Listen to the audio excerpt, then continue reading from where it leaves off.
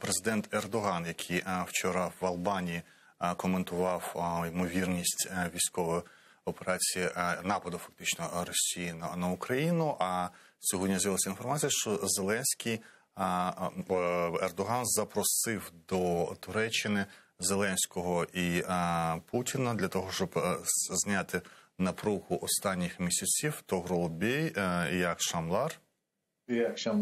Будем говорить на русском для того, чтобы было понятно всем, потому что мы говорили на украинском с паном Павлом, с паном Тогрулом Исмаиловым, говорим на таком иногда часто насмешанном и крымско-татарско-турецком варианте, но тут получается русский пока что еще, учитывая, что английский не стал для нас пока языком вещания, вот, и языком восприятия зрительского. Тогрулбей, кстати, не по теме, много лет представляли вас профессором университета ТОП, потом университета Кахраман-Мараш. Я недавно увидел, что теперь уже и не Кахраман-Мараш, теперь какой университет, или вы сейчас свободный политолог?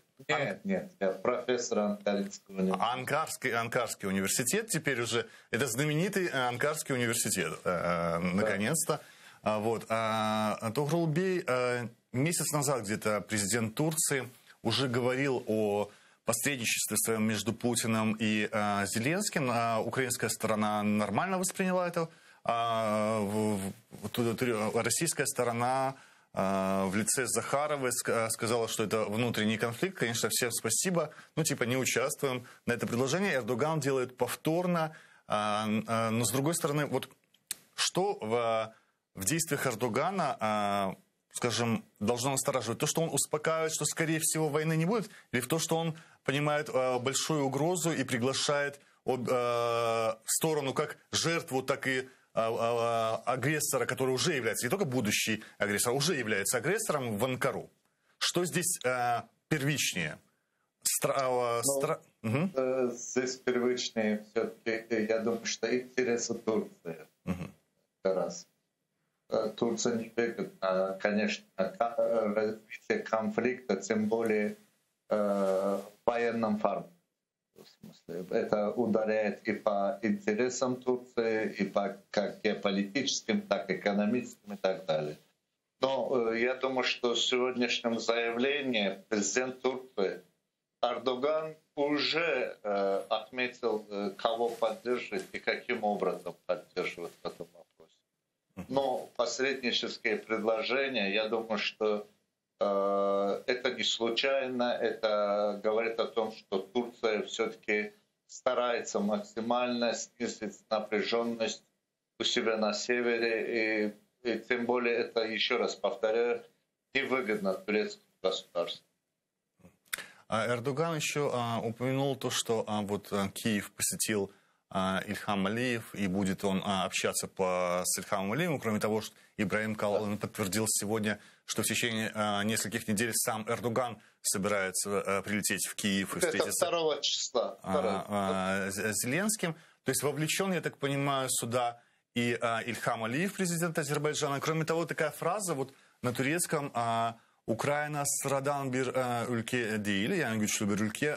Конечно, спасибо за комплименты, что имелось в виду. И вторая часть фразы: «Путине bunları ileteceğiz». То есть как бы мы представим Путину какое-то обоснование того, почему это не делать, о чем может идти речь. Вот как бы как турецкая сторона, что у нее есть нового, в отличие от Запада, что она могла бы положить на стол Путину и аргументировать, какие шаги, да, вот вместе с Ильхамом Алиевым, что они ему могут предложить. Во-первых, у Турции что? У Турции нет претензий ни на Украину, ни на российские территории. Это раз. То есть Турция не привлекает в свою зону геополитического ареала Украины в противоположность России. Что сделала ЕС? Или пыталась сделать здесь. То есть Турция, как соседнее государство, несмотря на то, что является членом НАТО, исходит из реальных вещей и реальных событий. То есть это конфликт ни к чему хорошему не приведет. И высказывание о том, что Украина — это непростое государство, это сильное государство. это, я думаю, высказывание не случайно. То есть это намек на то, что Россия все-таки должна учесть тот фактор, что она чем может столкнуться в самой Украине. Так. Почему? Потому что некоторые западные среды, в частности, если не ошибаюсь, Нью-Йорк Таймс сравнивает ситуацию с Украиной между Россией и Украиной, вот эта ситуация, сравнивает с Афганистаном, Советским Союзом с Афганистаном. Это не совсем правильно. Вот я думаю, что то же самое высказывали я и многие эксперты, что Украина — это не Афганистан, это серьезное государство, имеющее свои серьезные вооруженные силы, а Россия — это не Советский Союз, который Советский Союз был в свое время супердержавой, несмотря на то, что она и проиграла, и вышла из Афганистана каким образом в 1989 году. Но сейчас так что я думаю, что вот это сравнение не случайно. Это раз. Но кроме того, у Турции есть опыт, то есть у президента Эрдогана есть опыт переговоров с Путиным. Они понимают друг друга, то есть умеют понимать друг друга. Я думаю, что вот это тоже и может сказаться позитивом в этом вопросе. Я сейчас предлагаю обоим участникам эфира, и пану Павлу, и пану Тугрулу, Исмаилу, ответить на вопрос, вот когда вы говорите о том, что Россия не Советский Союз, не суперсила, тем не менее, все признают, что Россия за 10 лет провела серьезную модернизацию и реформу своих вооруженных сил. Последние 10 лет Россия усиленно готовилась и модернизировала, и фактически готовилась к активной части войны. В чем тогда слабее нынешняя Россия, чем Советский Союз 30-летней давности? Можем с пана Павла начать. Ну, то, что Россия модернизирует свои вооруженные силы, можно сказать, она с 2008 года, по результатам грузинской кампании, оценила уязвимость системы управления войсками и осуществляет модернизацию СУВ, обновление технического состава вооруженных сил. Тем не менее, по численности личного состава, хотя это сегодня не тот критерий, который, это определяет сегодня совсем другие способы и методы ведения боевых действий. До Советского Союза она не дотягивает.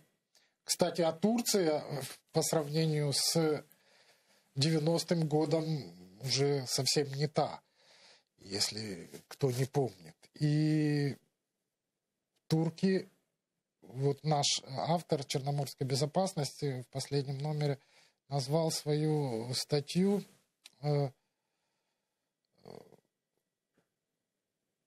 «Турки хотят...» Черное море – турецкая зона мира. Вот турки держат ключ от Черного моря в Черноморских проливах. И меня часто спрашивают, непосвященные люди говорят, а можно сравнить турецкий флот и российский флот в Черном море? Я говорю, нельзя. Потому что российский флот в Черном море есть, турецкого флота в Черном море нет. Туркам нет необходимости держать флот в Черном море. Вот. И это касается и экономически. В принципе, турки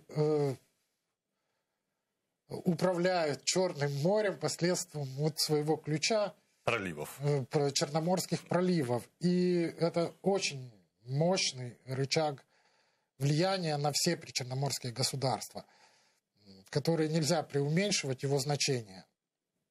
И кто захочет воевать в Черном море, получит такие санкции от турков, которым это касается не только России. Если мы на кого-то нападем, то получим не меньше. В принципе, Турция заинтересована в мире, в Черноморском регионе, и она имеет достаточно рычагов принудительно влиять на своих эту ситуацию. Собеседников. Давайте послушаем, что скажет господин Исмаил.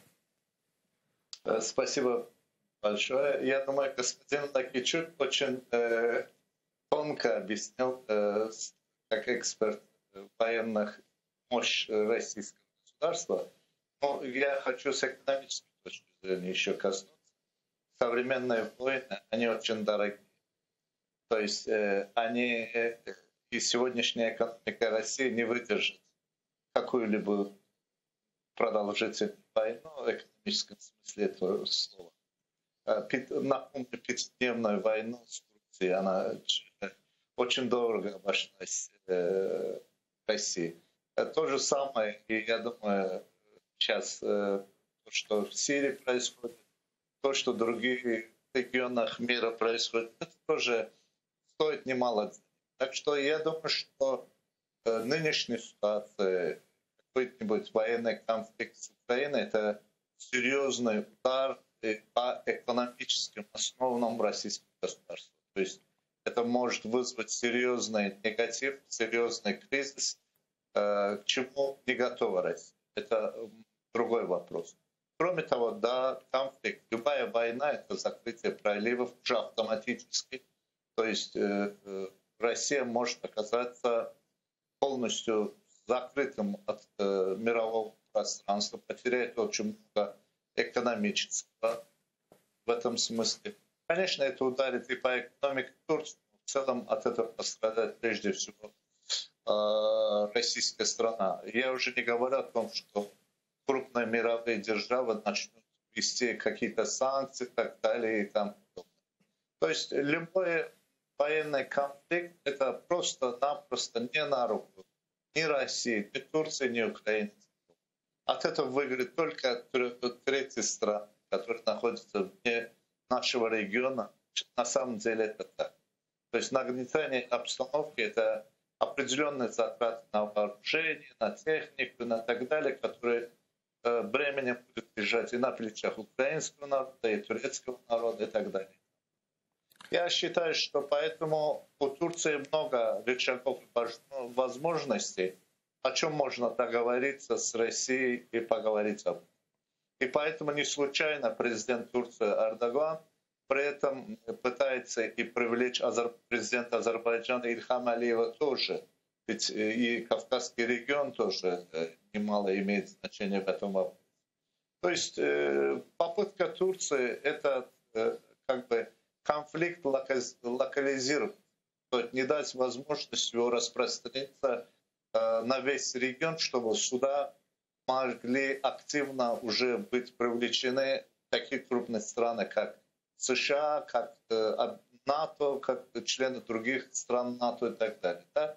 Чем меньше в Черноморский регион войдут страны извне, тем это на руку турецкому государству. Вот это раз. Поэтому я еще раз повторяю, даже в советский период вопросы проливов, турецких проливов, это была серьезная тематика, и поэтому Сталин не случайно требовал иметь там военные базы. Но, видите, еще раз повторяю, Украина — это не Афганистан. Еще раз хочу ударение сделать по этому поводу. Украина — это не Афганистан, а Россия — это не Советский Союз. Все должны это прекрасно понимать. Еще раз, нагнетение обстановки региона — это не на руку всем нашим государствам. Тогда я попробую уточнить. Вот Эрдоган, все-таки мы знаем давно турецкого президента, он очень часто может не соответствовать дипломатическому протоколу и отвечать и на внутреннем турецко-политическом рынке, и на внешний рынок очень резко, кто бы то ни был. Но вот когда касается вопроса Путина, Эрдоган подчеркнуто всегда корректен, никогда не использует такую лексику, которую он может использовать как в отношении западных лидеров.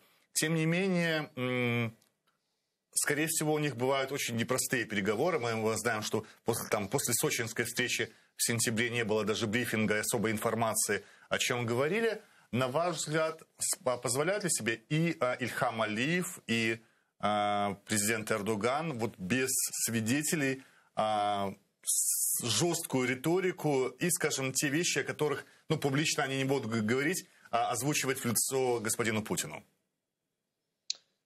Я думаю, что переговоры идут и таким образом. То есть это есть такая закрытая дипломатия или по-другому тихая дипломатия. переговоры идут. Я думаю, в этом вопросе конкретика есть. И говорится о том, что кто-то каким-то образом будет резко критиковать кого-то, сказать очень сложно. Ситуация из непростых. Но, еще раз говорю, у Турции есть много возможностей. Я не имею в виду сила или давление. Просто разъяснить российской стране, как можно выйти из сложившейся ситуации. То есть Турция является и членом НАТО, учтите это. Может быть, воспользует эти возможности и для особых переговоров, как бы успокоить и российскую сторону, дать какие-то гарантии и так далее. Я не могу сейчас конкретно сказать об этом. Конечно, это просто мнение специалиста, так? Но я говорю еще раз, как у Турции есть возможность, как член НАТО, который имеет непростые отношения с другими членами НАТО, который может найти часто общие интересы с российской стороны, чем другими членами НАТО. Так что я думаю, что вот этот опыт и возможности имеют тоже под собой почву. Но кроме того, я хочу отметить, да, Эрдоган по отношению к российскому лидеру очень корректен. Но также и российский лидер очень корректен по отношению к Эрдогану. Мы вот некорректность пережили в период самолетного кризиса. Так что обе стороны уже хорошо друг друга знают. И каким образом, как сказать, что сказать, уже научились, я думаю. Тем не менее, вопрос обеим сторонам, и господину Павлу и господину Тугрулу Исмаилу. Считает ли Россия Турцию равноудаленным? Потому что, опять-таки, во вчерашних ответах, несмотря на то, что Тугрулбей вот сейчас сказали о том, что у Турции могут быть разные позиции с членами НАТО, иногда легче бывает договориться с Россией, вчера, когда они возвращались из Албании с журналистами, господин президент и его команда, он сказал, вот здесь подчеркнул, что Турция будет действовать здесь как член команды НАТО. Вот как бы в этих вопросах он подчеркнул лояльность и важность НАТО. Здесь считает ли Россия Турцию равноудаленной, учитывая, что даже в вопросах вооружения Турция поставщик вооружения в Украину. Поэтому, господин Павел, насколько Россия будет доверять тому, что Турция равноудалена от обеих сторон? Знаете, когда Путин общается с Соединенными Штатами, Британией или Германией и Францией, он общается с европейцами. Когда он общается с турками, тут возникает азиатская, восточная дипломатия. Недаром мы вспомнили и контакты украинского руководства и турецкого руководства с Ильхамом Алиевым. Можно вернуться к событиям годичной давности армяно-азербайджанского конфликта и поставки Украине байрактаров, строительство корветов «Ада». То есть, с одной стороны, Турция демонстрирует готовность вооруженной помощи, она предлагает дипломатический путь, такой типично восточный подход к решению вопросов. Или вместе. Знаете, в 2017, хорошо вспомнили самолетный кризис, так называемый. В 2017 году в Национальной академии обороны были неделя НАТО, где присутствовали руководство Альянса, офицеры, представители штаб-квартиры и военные атташе государств-членов НАТО в Украине. И когда украинская сторона говорила, вспомните, 2017 год, какая была сложная обстановка, и как стеснялись наши партнеры нам помочь, только военный атташе Турции не прятал глаза под стул и сказал, что, в принципе, если русские переходят красные линии, мы им даем по рукам. И все поняли, о чем говорит это, о событиях тогда на сирийской границе, когда россияне перешли границу, получили. Здесь мы говорим, здесь действуем. И Путину нечего было тогда ответить практически турецкой стороне. Он достаточно быстро, и после легких истерик Соловьевых и Захаровых пришел к консенсусу. В принципе, это восточный стиль. Может, он даст свой результат. Господин Исмаил? О равноудаленности и доверии туркам, вот как бы со стороны...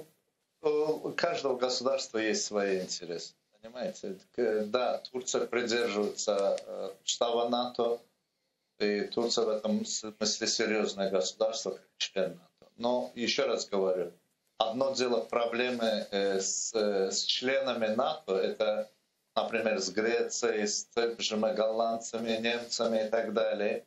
Это совсем другое, но когда Альянс будет действовать вместе, тут уже какие-то капризы маленьких государств не будут учитываться, будет учитываться такое серьезное государство, как НАТО, как Турция, которое имеет самые крупные наземные силы и самые сильные военно-воздушные силы в регионе. Да? Это раз. Это, то есть Турция как партнер НАТО всегда точен в своих действиях. Но здесь еще другое. Турция в регионе действует не как член НАТО, а как действует как самостоятельное государство, которое учитывает свои интересы. В этом вопросе я думаю, что интересы Турции равноотдаленные по отношению как к России, так и западным странам, и Украине тоже. Но дело в том, что здесь другой вопрос в том, что у Турции с Украиной стратегические отношения, а вот с Россией тактические отношения. Это совсем другие вещи. И Россия это прекрасно понимает. Я сейчас конкретно хочу отметить конфликтную ситуацию. В этом вопросе Турция равноотдаленная как России, так и Запад. То есть Турция с первого дня считает украинский конфликт, это проблема между Западом и Россией. Поэтому она поддерживает территориальную целостность Украины, но не подключилась к экономическим санкциям. Но говорила, раз вы, западная страна, это сделали сами исправляйте. Но когда речь уже конкретно о серьезном региональном конфликте идет, то есть Турция не может быть отдалена от этого вопроса. Поэтому я думаю, что в этом вопросе турецкая позиция очень конкретная и четкая. Мы знаем прекрасно красную черту России, и Россия прекрасно знает красную черту. Я благодарю профессора Анкарского университета Тугрула Исмаила за то, что присоединился к нашему эфиру. Спасибо вам большое. Дальше ждем мы, что к нашему эфиру присоединится лидер крымско-татарского народа, народный депутат Украины от Европейской солидарности Мустафа Джемилев. Будем с ним говорить на ту же тему. Вот услышали Тугрула Исмаила, все-таки взаимоотношения с Россией тактические, с Украиной стратегические. Но стратегические отношения, тем не менее, не предусматривают быть однозначно на стороне своего стратегического партнера. Это значит, что, в принципе, Турция тоже не будет не принимать никаких активных действий в случае конфликта. Ну, тут несколько преуменьшено. В принципе, турки декларируют стратегическое партнерство и с Российской Федерацией, когда это... Кстати, я здесь, знаете, я вам скажу, есть выступление такой программы Эрдогана, как у нас там президента к парламенту, когда все-таки Эрдоган в своем вот этих посланиях, где обо всех темах касается, называет стратегическим партнером все-таки Запад и США, а Россию соседом. Особое партнерство. Даже особое партнерство не выделяется. То есть вот эти все заигрывания в ШОС и прочее, то есть как бы серьезно на уровне турецкой политики все-таки не рассматриваются. Какие активные действия могут быть со стороны Турции в случае конфликта? Только перекрытие каналов и все? Я не думаю, что Турция будет вести активные военные действия с Россией. Вполне возможны и другие виды санкций, которые может применить Турция. И не только... во-первых, еще раз, это вопрос конфликта в Черном море. Если начнутся активные военные действия в Черноморской акватории, Турция будет весьма жесткой. Она абсолютно не заинтересована в в действиях на путях торговых, на газопроводах. Учитывая проект «Канал Стамбул», который есть у Эрдогана. И у нас на прямой связи Мустафа Джемилев, лидер крымско-татарского народа, народный депутат Украины от Европейской солидарности. Хайрлах Шамлар Мустафа Бей. А учитывая, что у нас еще гости в студии, будем говорить на русском языке. Вот последнее предложение Эрдогана. Вопрос простой. Способен ли Эрдоган остановить Путина?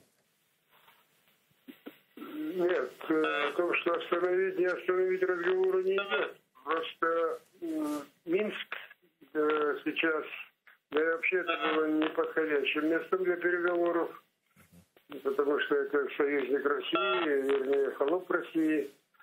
А еще, по-моему, с 15-16 года мы выдвигали эту идею, что вот эту вот встречу надо переносить в Стамбул, и чтобы Турция была тут игроком, чтобы она участвовала в этих переговорах.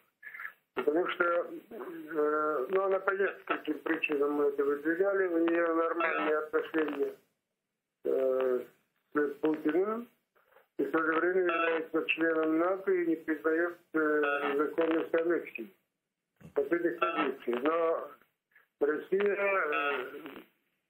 Турция все время говорила, она готова на это, если предложит, если стороны согласятся. Сейчас вот Эрдоган снова поднял этот вопрос. Вернее, не снова, а впервые он так. Раньше выдвигали мы, теперь это он сам сказал, что готов на это сотрудничество. Но я думаю, что это было бы очень неплохо. Эрдоган месяц назад первый раз озвучил идею посредничества между Россией и Украиной. Тогда ему ответила Захарова, и фактически российская сторона отказалась от этой идеи. Сейчас он делает повторно, фактически в течение месяца, этот шаг. Говорил ли с вами Эрдоган по этому вопросу? Потому что каждый раз, когда упоминается конфликт в Украине, вот во вчерашнем его возвращении из Албании, он в контексте конфликта упомянул в очередной раз Крым, но он всегда упоминает Крым. В случае его визита в начале февраля сюда предполагается ли у вас встреча с президентом турецким? Потому что, когда мы были в парламентской делегации межпарламентских связей Украина-Турция, у нас были раз встречи со спикером парламента, с различными комиссиями, а потом нас пригласили в президентский дворец, и его главный советник Топчу сказал, что Эрдоган не был в курсе, что вы приезжаете, но вот если вы задержитесь, то была бы эта встреча. Я тогда сказал, что я никак не могу, потому что вперед другие встречи, мне надо в Киев лететь. Но если будет определена дата, то мы специально приедем. Потом он через своего советника передал, что, может быть, есть смысл в письменной форме, что мы хотели бы от Эрдогана. Ну, сказал, тем более, что он приезжает сюда 3 февраля, совсем мало времени осталось, писать письма, наверное, нет необходимости, мы решили подождать эту дату.